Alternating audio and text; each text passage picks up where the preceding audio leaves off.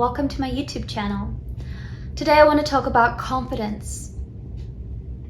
I think a lot of us have often heard the fake it till you make it approach to developing confidence.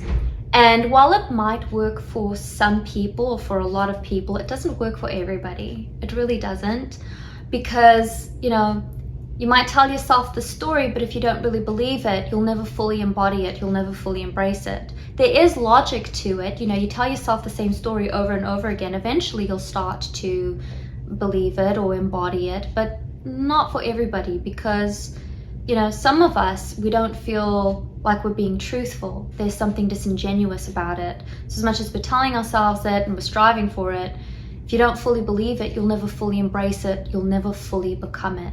So for those of you who are maybe struggling with confidence or self-esteem issues or self-worth issues, I wanted to talk about this a little bit, because I was somebody who had very, very low self-esteem. People who knew me a year ago would not recognize me today. Truly and honestly, they would not. I don't even think I would recognize myself, because I've changed so much. And I discovered for me that confidence is a byproduct.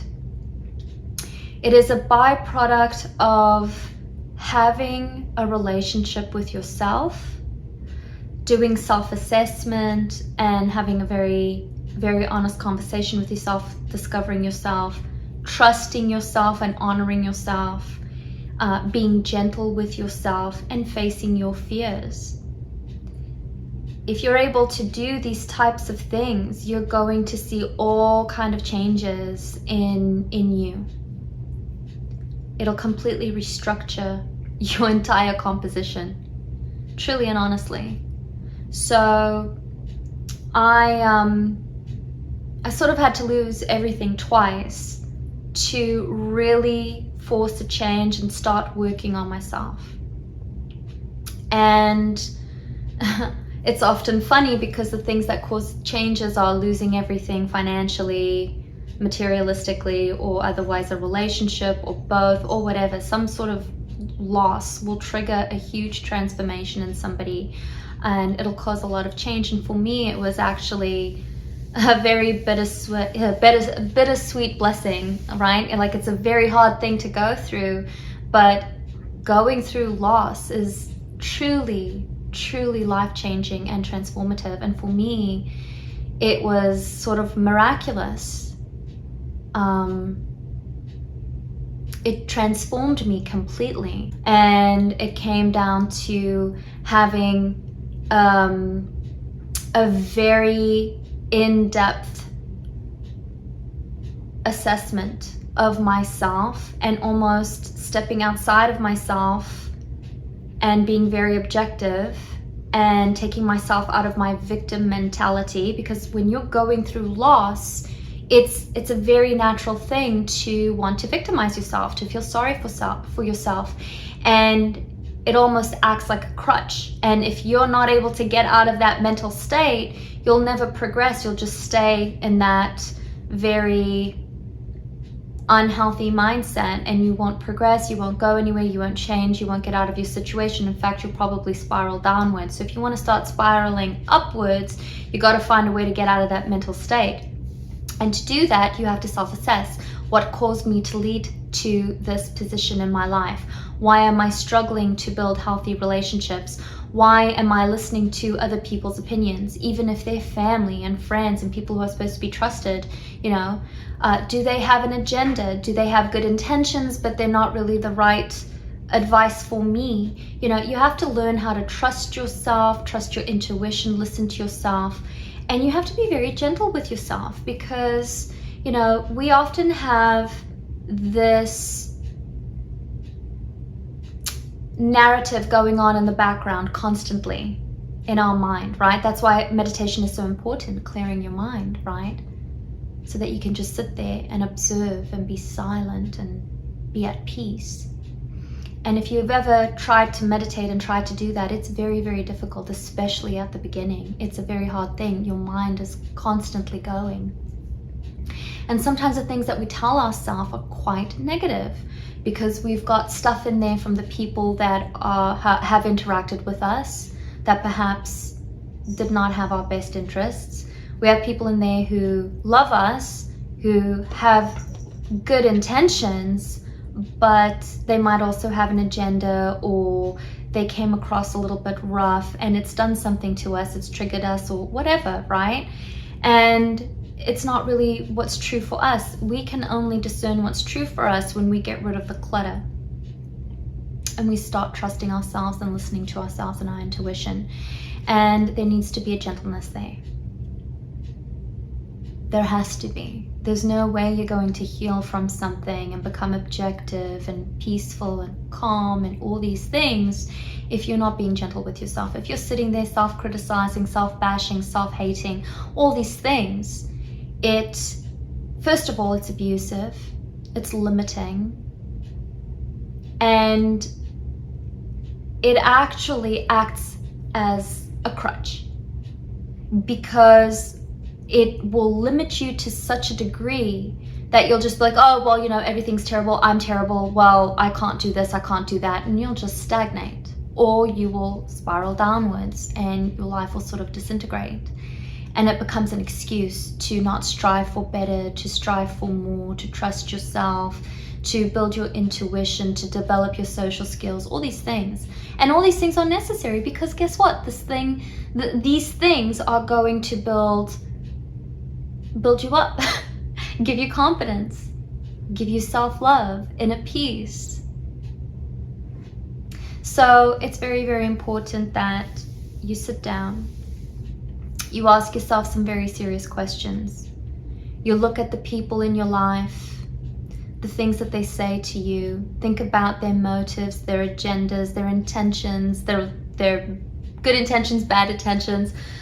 Think about all these things and where they're coming from, and then sit down and ask yourself, well, what do you want for yourself? What do you believe to be true? Where are you honestly weak, and how can you improve? And think about ways that you can do it. What are your strengths? What do you offer in your friendships and your relationships? What makes you special? What makes you unique? What talents do you have? What skills do you have? And don't focus so much on education and professional experience and stuff like that. I mean, those things are nice to have, and we all sit here worried about status and all that, but honestly, that's a falsehood in a sense. You might fulfill a role, but that isn't truly your identity. Your identity are your core values, are the beautiful things about you and how you interact with people and your beliefs and your mind and your characteristics. Those are the things that are substantive. It's not necessarily what you do for a living. It's not the house that you have, the cars that you drive, those types of things. Those things are very, very superficial, and those things don't really quantify who you are as a person. So you need to go inside and you got to think about truly who you are as a person, the kind of person you want to become, the kind of person you want to strive to be. And you need to honor yourself. You've got to look after yourself. You've got to make a commitment to yourself. I commit to myself that I'm going to be healthy and balanced, and I work on myself in all key areas. I have a spiritual relationship with God. I've got a relationship with myself where I have promised myself that I'm going to be as healthy as I can, and so I eat nutritious food. I stay away from junk. I work out. I go for walks. I go outside in nature to ground myself and to feel good. I talk to God. It brings me peace. There's a spiritual aspect for me that is just so key, and it resonates with a lot of different people as well. I mean, it may not resonate with everybody, and that's okay, but there's a very important psychological, emotional connection that comes with going inward, and for people who are spiritual, those two things are tied. So, and if you're not, that's okay, but you've got to work on your mental health, you've got to work on your emotional health, you've got to work on your physical health. You've got to do your best to be as healthy as you can be, because it's going to be so rewarding in the end. It's going to build you up. going to make you strong. It's going to make you feel good. It's going to make you feel proud. And all things that are good, they require commitment and dedication and work and effort. And it is far more satisfying than the shortcut. Now, also, when you're looking after yourself, you can absolutely treat yourself and enjoy things and not worry about it. I don't worry about what I eat. I stay away from sugar. I can eat anything I like. But in moderation. Everything balanced. Everything in moderation. I don't sit here and worry about diets and whatever. Like, I eat properly. I look after myself. I nourish myself. I listen to my body. I move my body. I stretch my body. My body's happy and it's healthy. And I've been able to heal a lot of things that have been wrong with it. I suffer from migraines. I have other issues. And you know what? By eating healthy and looking after myself, moving my body, I've resolved a lot of it. Not even that, it's given me so much confidence because I honor my commitment to myself. I've made a promise to myself and I fulfill that promise, and it brings me pride, thereby giving me confidence. I can trust myself. I am dedicated to myself. And it's a beautiful thing, and I like who I am, and that gives me confidence. I trust myself to make good decisions. I trust myself to keep people who are full of nonsense away from me and cut them out of my life. I trust myself to open myself up to people who are lovely and wonderful. And it's beautiful. It's beautiful. I trust myself fully. I listen to my intuition. I listen to my heart. And it's so rewarding. So it gives me so much confidence. And I'm very, very gentle with myself. I have completely changed my lifestyle. I wake up so early. And I know it's not feasible for a lot of people, but I've adjusted my schedule so that when I wake up, I don't feel rushed. I don't have to-do lists that cause massive anxiety. I've got to check all this off. No, I don't even bother with that. I know what I need to do. I do what I need to do. If I don't get it done, I plan to get it done another day, and I don't stress. I don't worry about it. I just don't. I get up and I spend time with my cats because my cats are important. You know, I do things to make me feel good. I read. I dance around my living room. I work out.